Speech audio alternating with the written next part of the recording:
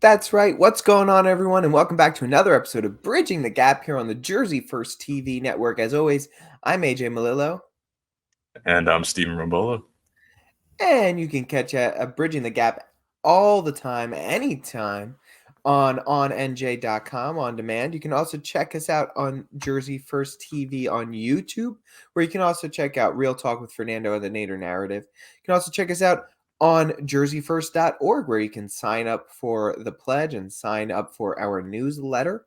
And you can check us out on Spotify and SoundCloud by searching Jersey First TV over there. But before we get into anything in ways of our conversation for the week, Stephen, how has your week been going? What's going on? It's another week. We're almost through February already. How we doing over there? Can it be over already? That's a great question. um, yeah, man. This week is I mean, I don't gotta tell you, it's that time of the year, that time of the semester, right before spring break, right before that, halfway point, everything's gearing up, all those essentially first half assessments, first half assignments, everything's culminating rather quickly, piling on top of each other, and it's going to come to a very sudden and abrupt end next week. However, that sudden and abrupt end is the sudden and abrupt beginning of 10 days that I get to spend with my wonderful best friends, which I am just so tremendously looking forward to. That's about the only thing that I can think about.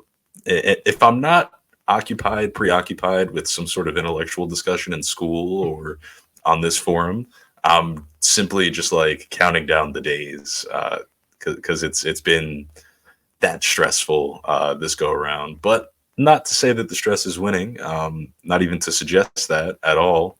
Because nevertheless, we show up, we do what we got to do at the highest level that we can, and just the kind of guys we are, and take a lot of pride in that. I've really been leaning into that, and it's been the motivating factor that's pushing me to get through all this tough stuff. So just kind of keep my head down, doing what I got to do, and holding my breath while I'm bobbing up and down until I can, keep my neck up and stay there. So it's about all I can Yeah, do.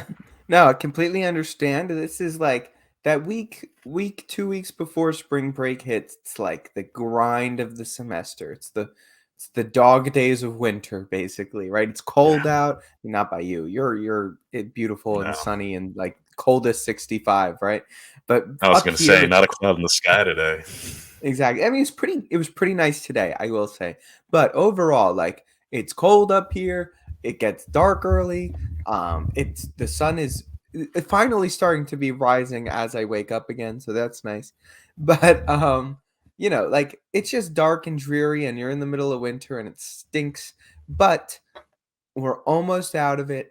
We're almost into March, and then once you get into like mid-March, spring starts springing, and it gets nice again. But I did want to say this because we texted each other this morning two quotes that we both happened across, both It's true. stoic quotes, and I think they're both good. Little like brief conversations, and then we'll get into our topic because we just had a Democratic senatorial debate that we're going to get into, but this is a quote. It's an Epictetus quote that uh, I read the Daily Stoic every day, and I do the Daily Stoic journal. And this was the quote for the day. It says, "Remember that you must behave as at a banquet. Is anything brought round to you? Put out your hand and take a moderate share. Does it pass you? Do not stop it. Is it not come yet? Do not yearn in desire towards it, but wait till it reaches you. So, with regard to children, wife, office, riches, and you will sometime or other be worthy to feast with the gods." Basically, this quote is saying like if something in life hasn't come your way yet, it will. You just got to give it a little bit of time and it's going to get there. But on top of that, and I think another important note in it is put your hand out and take a moderate share of whatever is there. Like, don't gorge yourself. Don't overindulge in things as they come around, but take the share that you should take in that's going to bring you pleasure. It's going to enhance the experience because life, it's like a banquet. You want to be there. Have some fun. Chat with the people that you're around at the table, make some small talk, meet some people, whatever. And sometimes the plate's gonna come your way and the little, I mean, I'm in the Philly area, so like the cheesesteak egg rolls are gonna make their way over and you're gonna grab one or two. But don't grab five because then you got a problem on your hands. But have one or two, enjoy it, savor it, and wait for the next thing to come along. That was my favorite part of that quote, was the taking in moderation. I think but that's just true, I believe, at least when you read a lot of political philosophy, and I would argue most philosophy. It's this concept of moderation, the in between of vice and virtue, because nobody's ever really truly entirely virtuous. And if you live a life, completely, engorging yourself in vices, that's not really a plentiful or meaningful life either way. So that concept of moderation, of balance, of understanding what is meant for you and only taking that, which I think you can snowball into like the concept of you already have everything that you need, and you're just kind of waiting for it to come at the right time, I think is another way to say that beautiful phrase. So I was definitely happy when you shared that this morning. For sure. And Steve, what's yours? Yours is a Marcus Aurelius, right? From Yes, Meditations. yeah. So I keep a copy. It sits on my desk, and as I put my shoes on every morning, I literally I'll crack it open, do one of these, stop, and go right to where my eyes are, and I'll read whatever passage it is. And that's kind of my thought. I got a short one, but still, I think important and meaningful. This is I wish I knew Roman numerals. I think this is book 6. Chapter 30, or I guess line 35, it says, quote, Is the I the before or after unripe, the B? it's an X, so maybe it's 12. I don't know. X is 10. Yeah, it's 12. XII. So it's all right. So it's in the preceding 2 chapter. after So it's 10. chapter 11. Okay. So we're in chapter 11, paragraph 35. Short and brief, but I think it says a lot. Quote, the unripe grape, the ripe bunch, the dried grape are all changes, not into nothing, but into something which exists not yet. And I think, again, it plays into that whole concept of life. And it describes, obviously, they're using a grape, but the stages of life and how they're all things that are to be, but are not yet into existence. And when they arrive, they will arrive, and you will be that in that moment. And so to me, I read that and I said, don't rush. You are what you are supposed to be. And those things are going to come. They're not here yet. You know what they are, but you are not yet there. So someday you'll be the right bunch and you'll turn into the ripe grape. And, maybe at least for me, I'd like to get a glass of wine out of this or something at the end of the day. But you get what I'm going for.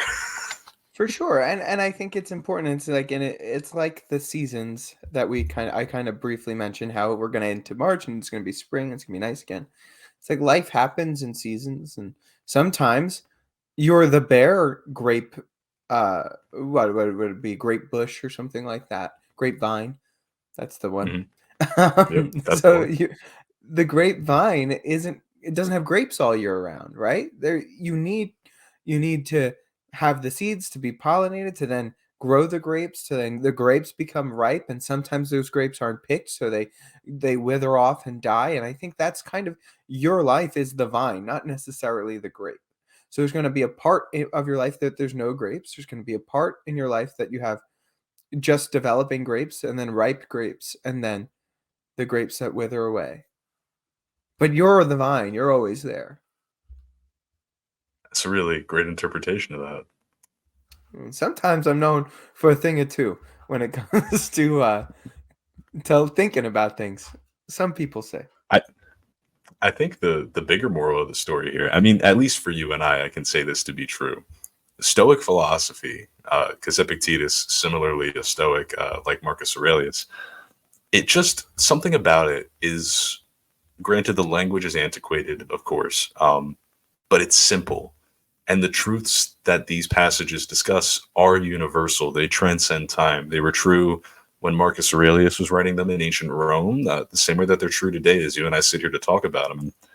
it's been one of those things that just allows my mind to shift perspective and look at goals, challenges, and opportunities, and just life in general that as it exists in front of me, and take it for what it is. And like you said, if I'm, if I'm a vine and I'm full of grapes, and I'm a vine and I'm full of grapes, and that's all I am. And I need not worry about the season where there is no grapes or where the grapes are still developing, because that's not right now. That's not what I am. And I'm not going to focus on that. So these meditations, at least from Marcus Aurelius, I've read a little bit of Epictetus as well. Just a positive addition to my life, my daily practice, and apparently is true also for you. No, it absolutely is, and I agree. And I think one of the most beautiful things, especially about reading Marcus Aurelius and from Meditations, is that everything he wrote, that's his own personal diary. He was writing for himself. He wasn't writing for you or I to read. He wasn't writing for the people of ancient Rome to read. He was writing for himself. And now he was the leader of Rome. He was the great emperor of Rome, but Hmm. those words that you're reading were for him. That's what got him through the day. That's what he was struggling with. That's what he was thinking maybe when he was on a walk and he passed some grapevines, right? And I think that that's what's so magical about, especially reading Marcus Aurelius, is that he wasn't writing for anybody else. I oftentimes think that maybe he'd be a little bit upset if he knew that these writings were published. And I grapple with that sometimes when I read this. I'm like, this is really prolific, and I'm glad that I have the chance to, but was this meant for me? I don't think he intended. It's clear that he didn't intend for people to read this. No, I would say it's not meant for us, but I don't think he would be mad that we're getting something out of it because we're getting what he got. He was It's giving that true. to himself, and this is think about it. He's lived on forever because of these thoughts and this writing. We know It's more very about true. the what was going on in Marcus Aurelius's mind than Julius Caesar's, right? And they're equally as prolific. It's very true. I think it's maybe you've shifted my opinion. Maybe it's one of those where, like, at first he was probably like, "Hey man, why'd you do that?" And he's like, "Wait, you guys like this? All right, okay, cool, fine, keep it." I'm happy Right. either way. It's been a source of guidance. It's almost like an anchor. Like, when you're having a bad day, that you can trust some old Italian guy who lived hundreds of years before you to put it all in perspective and calm you down. That's true. Absolutely true. But look, Steve, we do got to get into our topic of the day. As much as I love talking about Stoicism, we could do that another time. But we had this big debate night. It's the first Democratic primary debate. Incumbent Bob Menendez, who for the Senate seat, was invited, but he did not show up. So it was between the two biggest challengers for that seat, which is First Lady Tammy Murphy and Congressman Andy Kim of the 3rd Congressional District here in New Jersey. Um, just talking a little bit about the overview, and then I'll let you jump in. It seemed to me like there was really both of them were attacking Trump, Republicans, MAGA, and then also the big issues were climate change, abortion, and gun control is what I got. There was also some attacks on the student loan forgiveness. Tammy Murphy was saying that Andy Kim didn't support it. Andy Kim was saying, no, I just think it should be passed legislatively and not through executive fiat. Um, and that was pretty much the big like conversation points, I would say, throughout the thing. Another part, attacks on both sides, was Tammy Murphy claiming that Andy Kim, she tried to throw him under the bus for working in the federal government under Republican administrations. She also tried to throw him under the bus and tried to tie him with supporting Trump on immigration issues. Um, I don't think those attacks really landed. Andy Kim, conversely, attacked Tammy Murphy for being a Republican up until Phil Murphy's run for governor and giving money to Republican candidates on countless occasions. Um, I I personally think those attacks landed a little bit. I think Andy Kim had a great response when Tammy Murphy tried to attack him as a Republican, like as somebody who worked through Republican administrations, where he was kind of just like, I was an employee for the federal government. Like, yes, I worked for Republicans and Democrats. That's kind of what you do when you work for the federal government. It doesn't matter who the president is. That's called being in public service. And I thought that was a really good line. But Steve, I'll let you do some big takeaways. And then there's a couple of issues that I want to play some clips and get some takeaways from, and then we're going to wrap up. Perfect. Yeah. I mean, listen, so I'll say this much. I have a lot of opinions about this, and I think, truthfully, every New Jerseyan should. This is an election that matters. This is an election that has consequences. This is our first chance in a very long time. It seems that we have to actually boot corrupt Senator Bob Menendez out of his position and finally, like, take that weight off of the backs of New Jerseyans that we've been carrying for, at this point, decades. So this excites me, and this is very important. And on a personal note, Andy Kim was the representative of my district until redistricting happened during the last election. So I got a bit of a soft spot for the guy. I voted for him, and I was happy to do so, and I'd be happy to do it again if he comes down to be at least the Democratic nominee. We're not too sure what's going on the Republican side as of this moment, but neither are they. So there you go. Different story for a different day. But what I'll say this much, Andy Kim did exactly what he is really, really great at. When the debate started, he made this offhand comment. And I mean, listen, whether or not people believe it to be genuine is up to your own discretion. To me, truthfully, I think it's his character. I think it's who he is. But he said, I'm sitting here and debate night starting, and I can hear my two little boys getting ready for bed. And it reminds me of exactly why I do this. And if there's one thing that man loves, truthfully, it's his children. He talks about them a ton. And I think that's just a great, guy with family values is easy to support off the rip. So I thought that was a brilliant way to come into the debate and to set the stage. And then for some reason, Tammy Murphy's angle was we need more ticked off moms in Washington. And she kept saying that. And I felt like I needed Chris Christie to jump in and hit her with what he hit Marco Rubio with during the 2016 debates, where it's like you have this 8-second, he called it the Washington drive-by, where it's like you practice this line in the mirror 100 times and you say the same thing, and somebody asks you a question and you just keep saying the same thing because it's the Washington drive-by. And I think Tammy Murphy must have said ticked off moms in Washington well over a dozen times. Like, it was just, I felt like it was the only thing coming out of her mouth when the question was somewhat framed as to why should people vote for you. On top of all of that, a lot of her accomplishments, truthfully came off her position as a first lady. And I don't think she had any real legitimate claims as to work that she's done. She's never been voted into office. Andy Kim made a, great point about that. And he said, I won a district. He flipped a district that Trump won, was held by a Republican, and he won again.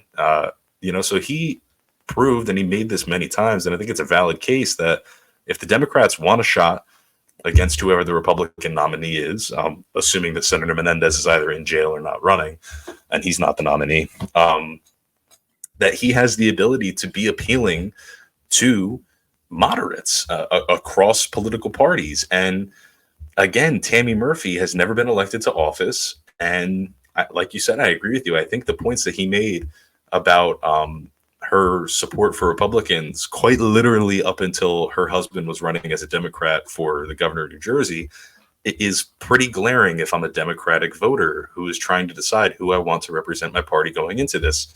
A guy that has won a Trump district, flipped a Trump district, and retained that district, in 3 elections at this point, versus the woman whose husband was governor. I don't, to me, it's not even close. One of these people has a clear record of dedicated public service. Like you said, Andy Kim was in the military. He served as an advisor to several different presidents. I believe he worked closely with Barack Obama and didn't shy away from the fact that he worked under Republican and Democratic administrations, which to me, somebody who understands that we need bipartisanship to make the government flow and to work, it's a quality that I want in the guy that's going to run for office. It's going to be one of my 2 senators representing the state of New Jersey in the United States Senate. So I think on all those issues, Andy Kim came out swinging. And not for nothing, what you mentioned about the border as well, I thought was quite interesting. Tammy Murphy was making these claims that that Andy Kim was helping Donald Trump on border security and funding. At this stage of the game, and considering the stage of the crisis that we're in and how apparent it is, especially to people in New Jersey and our neighbors in New York as well, the consequences of poor border policy, I don't think that that's something that she thought, or that landed as well as she thought it did. I think that there's a lot of people who would be proud to have a representative who is fighting to secure the border, especially when you live in a sanctuary state like New Jersey, where the negative consequences of this poor border policy are apparent day in and day out. So I thought that that was a weak attack from Tammy Murphy onto Andy Kim. So I just think overall, it seemed like one of these people had a clear record that they could refer to, that they could stand behind, that they could defend, and the other person was, I've been around this stuff, so you can trust me. And it's not really a convincing argument. I would take Andy Kim every day. I would probably take a ham sandwich over Tammy Murphy if I'm being honest with you. And that's the way that I saw it, and I'm calling it like it is. Well, that's fair. I do want to, before we get into clips, there's a couple of things that I want to note. Obviously, a big center point of this debate should have been, in my opinion, about corruption, and it got like such a small amount of time. But basically, Andy Kim was like, "Look, I've never taken corporate PAC money. I still am not taking any corporate PAC money. I have no individual stocks," and he's already, helped put out the bill to end Congress men and women from having individual stocks. Tammy Murphy's response to that is like, "I also don't think we should have individual stocks." But then she's like, "But you know what? I'm just playing the game. We're all playing, and so I'm going to get money anywhere I can." And it's like, you're not playing the game that we're all playing. And her defense is like, "If this is the system, I'm going to play in the system." And Andy Kim's like, "I'm not playing in that system. You don't have to either." And so I think that there's a couple of other points where she talks about the county line votes, which is something we discussed earlier. And it's her same argument. It's like, "Look, this is the system we're in. So I'm just going to do it, whether I like it or not." And Andy Kim's like, "Well, like, we don't have to do it that way." Like, Hmm. uh, if we choose not to do it that way, then it won't be that way. Um, so I think that's an interesting, and I think it's important to remember this is a Democratic primary, and I just found that they both came off quite radically to the left. A lot of talk about Medicare for all, a lot of talk about gun control, a lot of talk about abortion rights, a lot of talk about the climate change and specifically the Green New Deal, a lot of attacks against MAGA Republicans and Donald Trump, and how basically the Republicans are evil, and they want the ruination of the country is how it came across. It didn't come across moderate at all. And we have to remember this is a primary, and that's the way that it's going to be. But I don't know, it just kind of didn't sit right, where it's like, genuinely, if we're being completely honest, whoever wins this primary is probably going to win the Senate seat. And you'd want somebody that's going to represent all of New Jerseyans and not just attack the other side every chance they get. And that's what I'm getting. That's what I got from this debate. Um, Now, I do have a couple of clips. I'm going to play this first one. It's Tammy Murphy.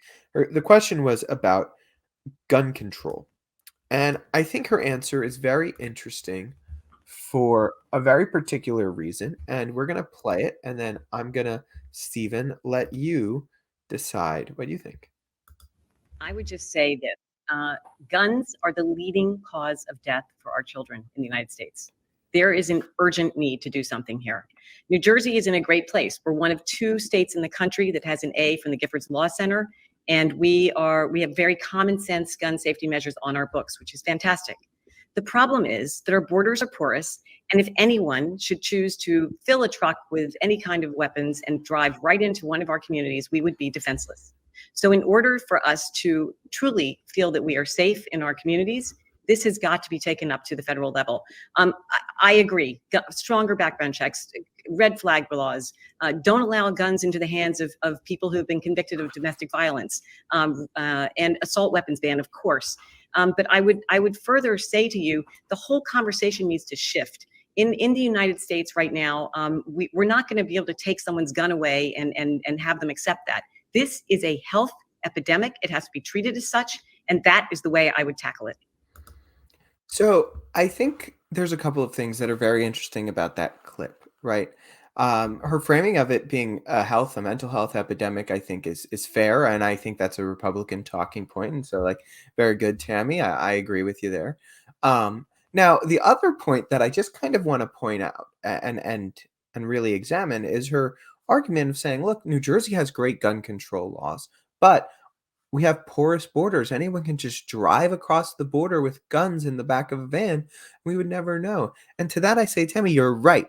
You're right. Land borders are porous, especially if, like, state to state, we don't really have anybody patrolling that border. There's nothing like stopping the borders. They're kind of just landmarks, right? And that's how it should be. We're a unified country. We're a United States. But land borders are also we share with countries that aren't in the United States. And you don't think that those borders are also porous where somebody can, I don't know, take a van, drive across, fill it with guns and drugs and whatnot, drive right across that porous border, especially if there's nothing, blocking their way, maybe like a wall or something like that. And then they can just go right across and have that issue happen grand scale. So she says we need federal gun control legislation because New Jersey's borders are porous. But then continuously throughout the night, she refuses to say anything about actually securing the border. She makes mention of it. She says, "Oh, we need to secure our border," but like she doesn't mean anything by that because she certainly doesn't want a border wall there. I doubt she wants more funding truly for Border Patrol to actually do their job and keep illegal immigrants out of the country, because she talks about how we need to help these people. They're in need, right? So she doesn't actually want to do anything in that front. And I just found that very interesting because, Tammy, you're right. Borders are porous. But they're only porous when you don't like what's coming across, like the guns from another state. You make a great point. I would also say, though, I can't imagine that she likes the things that are coming across the porous borders we have with the nations on either side of us, either. By things, I mean illegal immigrants, people, that we don't conduct background checks on, illegal firearms, quantities of fentanyl that could kill just about every American in the United States. So I have to imagine that reigns true also for our federal borders. What I thought was interesting, and this might just be a semantics issue, but when she said the leading cause of death in children is guns, I think that's probably a mischaracterization because any evidence that you find, it's all accidental incidences where it's, a child is picking up a gun and maybe accidentally shooting something, or it's truthfully just labeled as accidents generally are the things that have the highest mortality rates in children. And so her claim about... It's a lot of teens getting killed in inner cities too. And so I think her claim about gun control and the way she framed the issue, again, we're talking about gun safety in the home, if that's the case. You're talking about accidents at home. So maybe more responsible gun ownership, maybe locking up your guns when you're in the house, not leaving them on the kitchen table, all of those things. Regulations which shouldn't infringe upon the Second Amendment right reserved to all Americans to, legally bear arms. And the request for where she said it was like obviously a national firearm, or would she say assault rifle ban? That's the obvious conclusion that a lot of Americans are jumping to. And so I just, something about the way that she categorizes the issues, speaks in absolutes and frames them to fit a particular agenda, just seems very scripted. It seems very Washington. It screams very, my husband's the governor and I have access to a lot of people who can help me, frame these issues and write these things in a way that makes them sound suggestive of some other fact than the one that is actually true. And that's what you get when you're dealing with a, at this point, institutional politician who's running for office. So poor answer, probably on both of their parts, if I'm being honest with you, if Andy Kim echoed any of the similar or same sentiments. But again, like you said, this is a Democratic primary. So these are candidates that are attempting to appeal, obviously, to their base, which is purely Democratic. And if you're, a blue-blooded Democrat, you are absolutely going to love the things that these guys said. And so they're doing their job. They're playing to the crowd that they need to play to at this moment in time. But the reality is Democrats aren't the only ones watching these things. And at the end of the day, one of you is going to have the nomination and you're going to have to swing those people in the middle over to your side, saying things like we need an all-out assault rifle ban, is not going to get you any favors from anybody who even so much as slightly leans to the right. So Yeah, I think that's fair. And here's the other clip before we begin to wrap up here that I just want to get and talk about a little bit. This is going to be both Andy Kim and Tammy Murphy's response to a question about dealing with free speech on college campuses. And I think that they're both pretty interesting responses. So here it is. The main thing that I hear from parents right now scared about their kids is just about safety. I mean, I hear it from the students as well. We need to be able to create an environment where everyone can feel safe. And just the huge concern that I'm hearing from parents about anti-Semitism in schools, on campuses, and concerns. And look, it's about hate in all forms, about Islamophobia in our country, about anti-Asian hate that we see a rise in all over the place. But it's scary, and I think that there's a lot there that the colleges and universities need to do better at in terms of being able to foster that kind of environment where people can feel safe getting to school, not just the students but the teachers. The other thing I'll say though is that right now the Republicans have been doing their best to try to attack DEI and going after that left and right. And I see it in terms of the battles that I face in Congress. We do need to make sure we're respecting that diversity, and colleges and universities need to have that deeper conversation, but be able to maintain their strength in fighting back against the Republicans on this. Tammy Murphy, over to you for your response.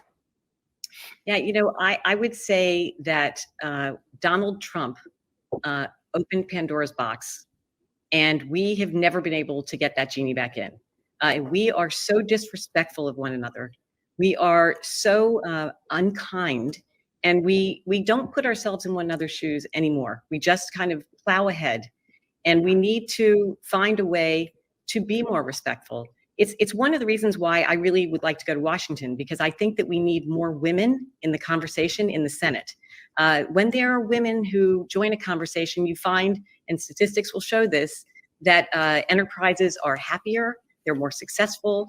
And I think at this moment in time, if you look at Washington, D.C., you don't see a lot of women yelling at one another. Okay, put Marjorie Taylor Greene aside, but aside from Marjorie Taylor Greene, you really don't see women who are agitated. You see a lot of angry men, and Donald Trump, existential threat, and I would label him with all the challenges we're facing right now.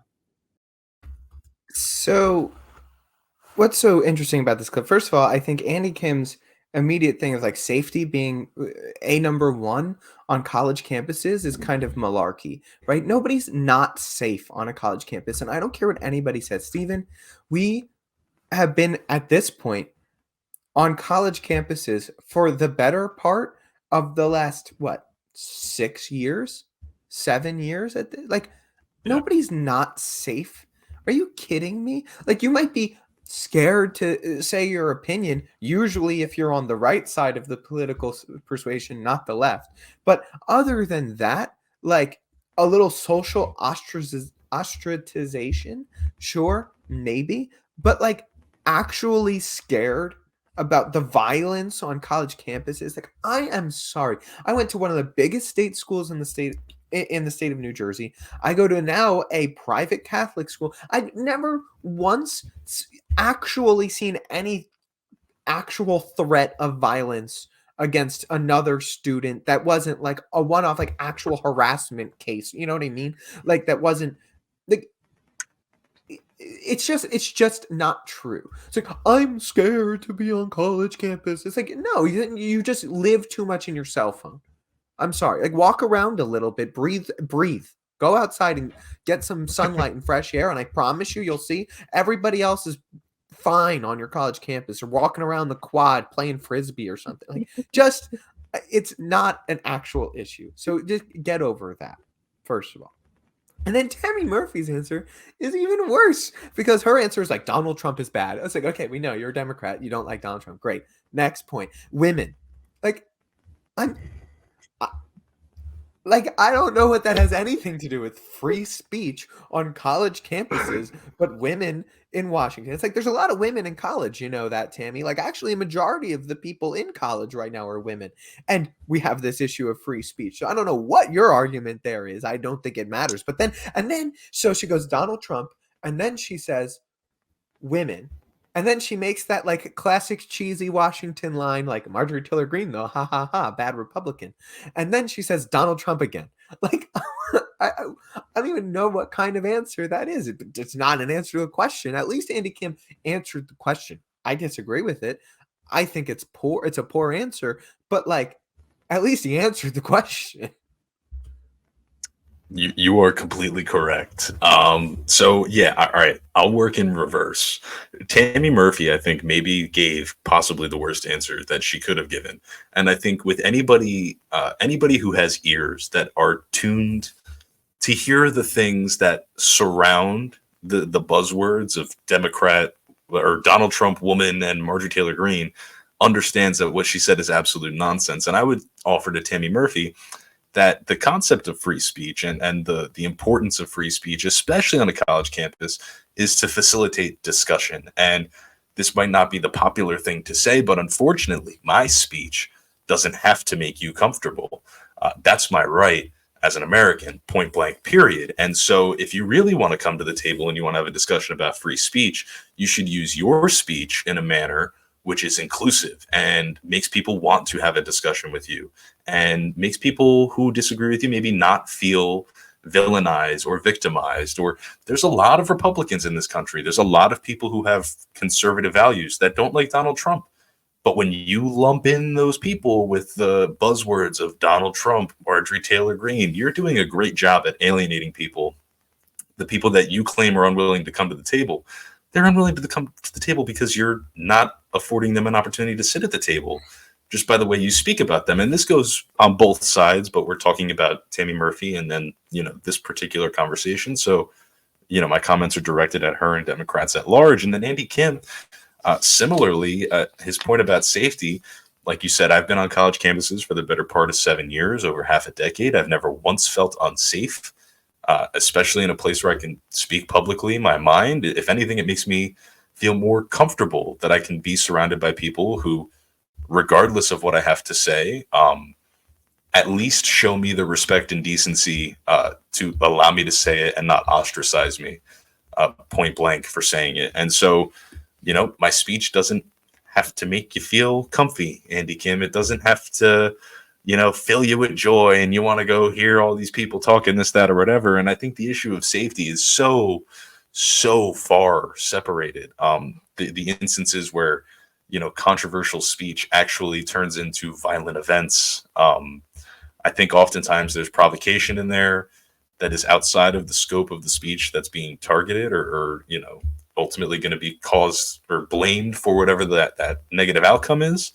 So I think he had a poor answer as well. And the matter of the fact is, AJ, what you and I do here, I think is a great example of why free speech is important, why it's important, especially on a college campus. And like you said, Tammy Murphy didn't even answer that part of the question. She was just talking about people in Washington and, whatever the point of that was, fine.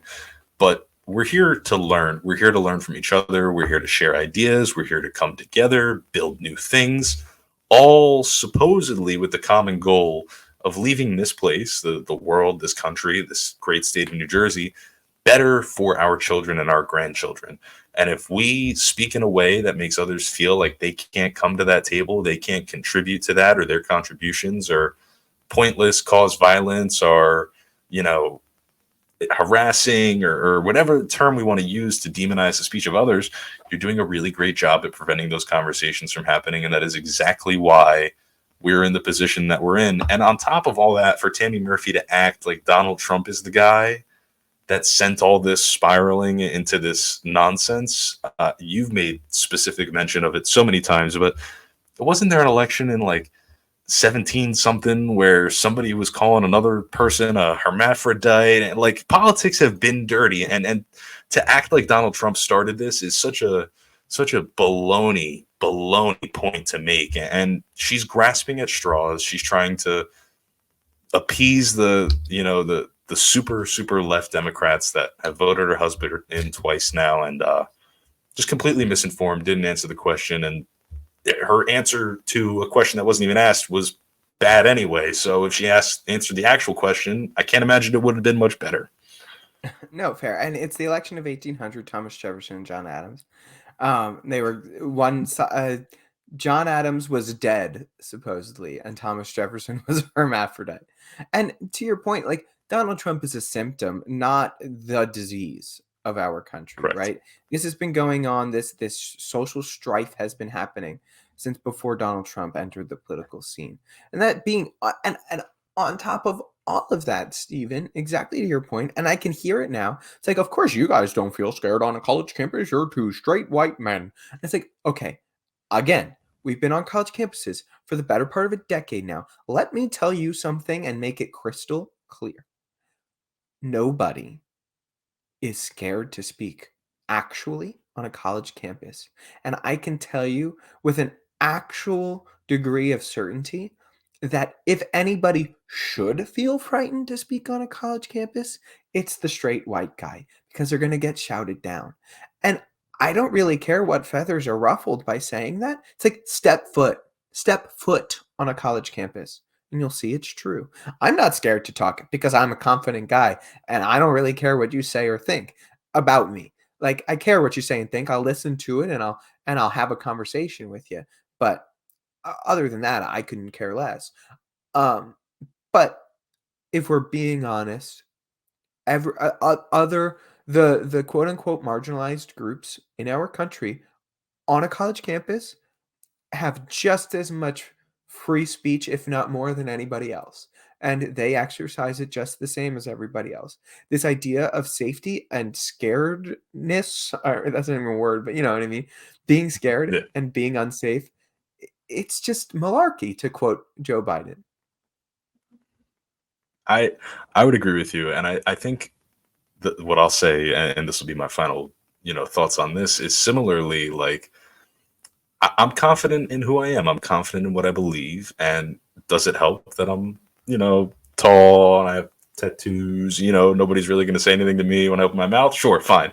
But the overarching point is, I think we all have a duty, and especially when you're a student and you're learning, and especially the things that you and I engage in, actual discourse about the theories and philosophies that serve as the base for everything that makes this country great.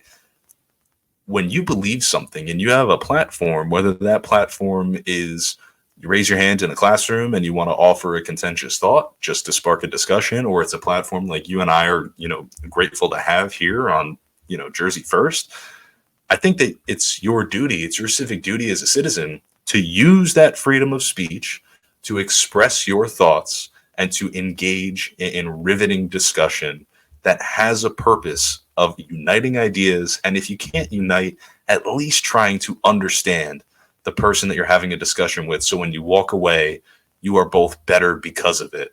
And when you taint those kinds of conversations, and when you paint free speech as something that opens this door to fear and people being scared for their lives and scared of violence, it makes some people never even want to take that leap into having that discussion because they're afraid of that outcome. And it's an outcome that is so unlikely. You and I have had so many conversations like this. We've been having conversations recorded on air, whether it's radio or over the internet like this, for the better part of those 7 years. And not once have I felt afraid for the backlash or anything that I've said here. And I stand by it all, because that is what free speech is about. And that's what's so great about this country. And that's what's so great about having a platform and being in a space like a college campus where you are exposed to so many different opinions. I want everybody to talk. I want to hear the stories of people who have lived lives that I've never lived, that I could never live. That's going to make me a better person. We should all want that. And so to paint it like I said, like it's this thing that's going to open the doors for fear and violence and everybody should just shut up because we're better that way, it is so wholly anti-democratic. It is so complete in opposition of everything that makes this country great. I can never support something like that. I say free speech, say it all, say it when you want, say it how you want to say it, and say it with your chest. Steve, I think a lot of what you said, I couldn't have said better, and I completely agree with. Now, I do think that there are some areas on the edges that we would disagree on the free speech issue, but like, regardless of that, when you're talking about actual facilitation of conversations, especially on a college campus, I couldn't agree with anything you said more. The most important classes we've ever had, you and I, in a class together or separately in the classes we're in, are classes in which people are engaged. They're sharing their thoughts, their opinions, their views of the world, and nobody walks out of that class thinking anything other than that was important and that I learned something. And so, unless you're so just shut out to the idea that anybody else is possibly right, that other than you, that you don't even listen. And if that's the case, trust me, you have a whole lot of other issues aren't that need to be addressed that has nothing to do with free speech. But overall, I couldn't agree with anything you said more. But look, Steve, we've ran over time. Unfortunately, we're going to have to cut it here. But this has been another episode of Bridging the Gap. And this was our recap of the first Democratic primary. I'm not sure if there's going to be more or if there's going to be a Republican one coming soon. But I'm sure we'll talk much more about this race. But without anything else, Stephen, I'm going to let you say your goodbyes and we'll sign off here for Bridging the Gap. I just want to say shout out to Anna and Jay, great partner of Jersey First, also huge sponsor of the debate. They put it on, did a great job, and just grateful, like I said, to have this platform for you and I to be able to come on here, discuss these ideas, and not live our lives in fear of what we have to say to each other about these things. Fair enough. Couldn't have said it better. With that, I'm AJ Malillo. I'm Stephen Rambolo. And this has been another episode of Bridging the Gap for Jersey First TV. Have a good week, everybody. Subscribe, and we'll talk to you next week.